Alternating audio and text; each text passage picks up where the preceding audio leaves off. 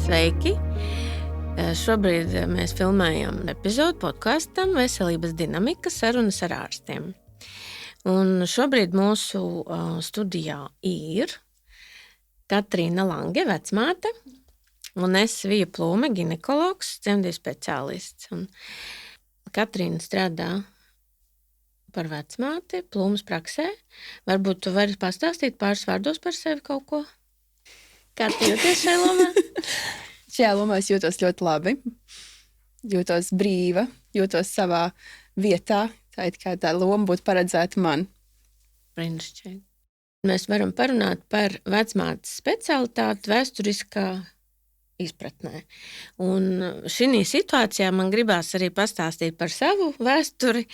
Es atceros savu bērnību, kad man bija 4 gadi, un man bija ļoti liela interese par grāmatām, bet it sevišķi bija ļoti liela interese par vienu grāmatu, kas bija kaut kāda dzemdību grāmata, dzemdību pozas tur bija. Es vēl nemācēju lasīt, bet es ļoti citīgi lasīju to grāmatu, šķirstīju, pētīju, tur viss bija bildīts, bet zīmējums tie bija. Un es atceros sevi, un man arī vecāki teica, ka es esmu teikusi tādu frāzi, ka es saprotu, kā tas bērns tiek ārā. Bet kā viņš tur tiek iekšā, to es nekādīgi nevarēju saprast. Un tā nu es kļuvu par ginekologu, dzemdību speciālistu, un tā nu es esmu kaut ko no šī sapratusi. Nu, lūk. Un tā grāmata mums bija mājās, jo mana vecvecmāmiņa bija vecmāte. Un vēsturiski vecmātes ir tās dzīvības auklētājas, kas ir bijušas jau kopš pasaules sākuma, acīm redzot. Vai šis te vecmātes tēls, vecmātes specialitāte ir mainījies laika gaitā? Kā tu redzi mūsdienu vecmāti? Ja salīdzina vecmāti kādreiz, kas latviešiem bija, vecmāte bija gudra kopienas sieviete, kas palīdzēja pieņemt dzemdības un palīdzēja mātei gan ar emocionālu atbalstu, gan ar padomiem, tad mūsdienās tas princips vecmātei ir tāds pats – būt sievietei blakus dzemdību procesā, grūtniecības laikā un sniegt padomu sievietei pēc dzemdībām. Bet liela atšķirība ir tajā, ka senāk vecmāte balstījās uz savu pieredzi un nodotajām zināšanām. Šobrīd mūsdienu vecmāte tā ir kvalificēta medicīnas specialitāte.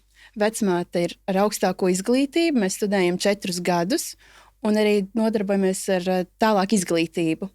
Visas vecmātes iziet arī kaut kādai strukturētai apmācībai, vai ne? Un to tad var pielietot praksē. Jā. Pastāst varbūt par to mūsdienu vecmātes izglītību, kā kļūst par labu vecmāti? Par vecmāti var kļūt studējot bakalaura zinātnes, tas ir 4 gadi studijas, un 1 ir bakalaura darbs, kas tiek rakstīts, un pēc tam vecmāte certificējās. Jā, viņi nokārto atkal eksāmenu un kļūst par certificētu vecmāti. Vecmāte var strādāt ne tikai dzemdību zālē, mēs neesam tikai persona, kas pieņem dzemdības, kas noķer bērniņu. Mēs strādājam arī ambulatori, mēs strādājam arī ģimenes ārstu praksēs, mēs strādājam dažādos stacionāros, dažādās slimnīcās. Un droši vien strādājat arī ginekologu praksēs. Protams, mēs strādājam gan kopā ar ginekologiem, un vecmāte arī var patstāvīgi pieņemt fizioloģisku grūtniecību. Gan aprūpēt, gan pieņemt dzemdības. Un tiklīdz grūtniecība norit ārpus fizioloģiskā, tā jums ir iespēja pieaicināt ginekologu dzemdību speciālistu situācijas risināšanai. Tieši tā. Tas viss ir mūsu kompetencēs. Tiklīdz iet ārpus fizioloģijas, tā vecmāte saulaicīgi pieaicina ginekologu dzemdību speciālistu, lai tālāk risinātu šo situāciju kopā. Šobrīd ir zināms, ka ir tāda situācija, ka vecmāte var izrakstīt arī medikamentus, vai ne? Jā.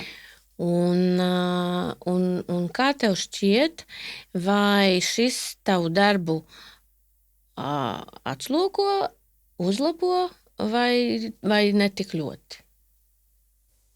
Viennozīmīgi atslogo, jo, ja sievietei ir jāizraksta kontracepcija, tad pirms tam tas bija jāsazinās ar ārstu, un tas bija jāizdara ārstam, bet šobrīd mēs varam pašas to darīt un lieki netraucēt arī ārsta darbu.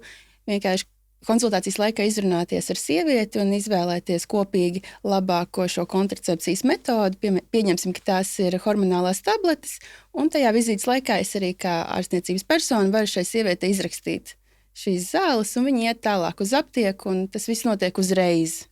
Nav nepieciešams gaidīt kādu dienu vai divas. Mēs uzreiz varam to izdarīt. Jā, un es savu ginekologu praksē arī to izjūtu, cik ļoti tu kā vecmāte palīdzi šo situāciju risināt, un ar medikamentu izrakstīšanu un ar analīžu paņemšanu. Ja, tas viss darbiņš notiek raitāk, ātrāk un sievietei pieņemamā laikā, un man kā ārstam atbrīvojas laiks citām lietām. Labi, vai ir kaut kas, ko tu jūti, ka būtu jāievieš kaut kas no vecām tradīcijām, kas tur vēsturiski bijušas, un varbūt ir kaut kas labs vecais, vēsturiskais, ko ir atmetuši, bet varbūt tas ir labāk jāiekļauj vairāk šobrīd. Es uzskatu, ka vajadzētu vairāk tieši runājot par dzemdībām, ka dzemdību procesu dod sievietei vēl lielāku brīvību, kad viņai nav jāpiesien tikai pie gultas, viņai nav jādzemdē uz muguras, viņai ir jādod iespēja izvēlēties savu ērtāko pozu, kas arī bieži vien arī notiek, kad vecmātes ļauj sievietei izvēlēties, kā labāk dzemdēt. Jo sievietei ir jāklausa savu ķermeni. Ja viņai ir grūti uz muguras, bet viņai būs vieglāk četrāpus, viņa to arī mēģinās izdarīt tajā brīdī, kā viņai ir vieglāk tikt pāri šīm sāpēm. Kaut gan dzemdībās sāpes jau ir laba lieta. Tas nozīmē, ka tas ir solis tuvāk dzimšanas dienai. Jā. Es kā ginekologs atceros,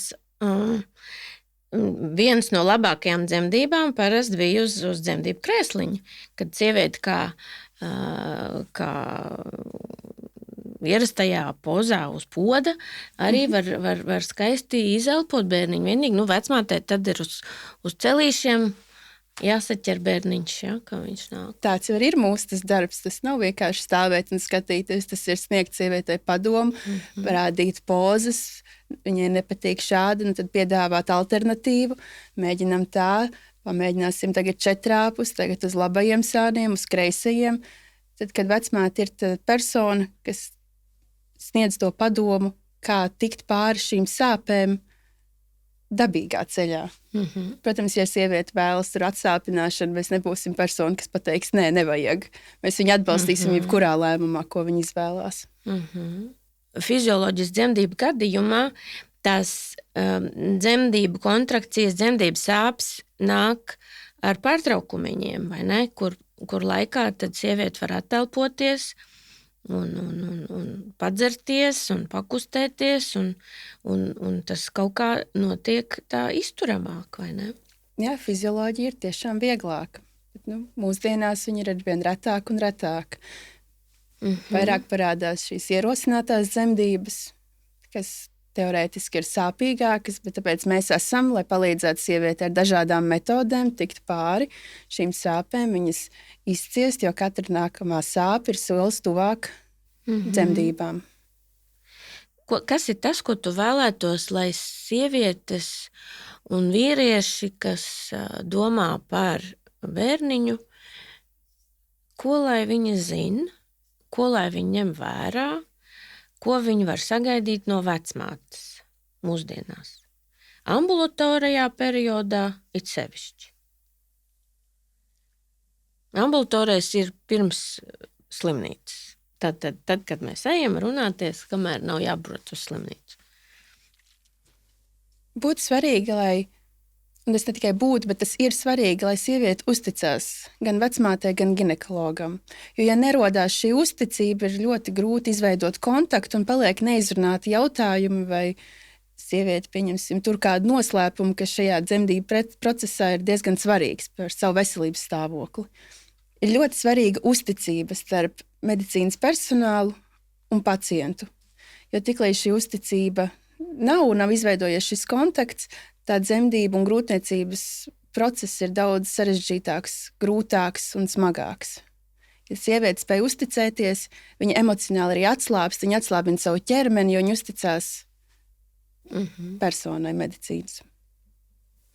Bet kā tagad sievietei saprast, ar kuru vecmāti viņai būs kontakts? Vai ar ko viņai ir? Viņa aiziet pie vienas vecmātes, pie otras. Kas būtu tas rādītājs, kurā sievietei būtu jāuzticās? Ar kuru viņa jūtās visdrošāk, kur viņai sniedz vislielāko iekšējo miera sajūtu. Tā būtu tā vecmāte, pie kuras viņai vajadzētu turpināt iet uzskaitē vai slēgt dzemdību līgumu. Tā ir tā iekšējā sajūta. Vai tas pats varētu arī attiekties uz dzemdību iestādes izvēli? Viennozīmīgi, jā.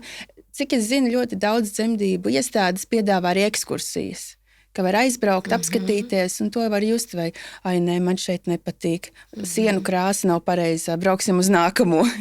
Izteigā apskatās, un kur ir šī iekšējā drošības sajūta, uz to iestādi arī vajag iet. Tas pats droši vien attiecās arī uz ginekologu dzemdību speciālistu izvēli, ja, ar ko sieviete jūtās droši, ar to arī ir jāturpina savu sadarbību. Mīļš, paldies tev, Katrīna, par sarunu.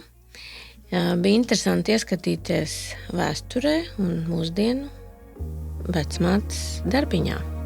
Lielas paldies, tiksimies kādreiz vēl!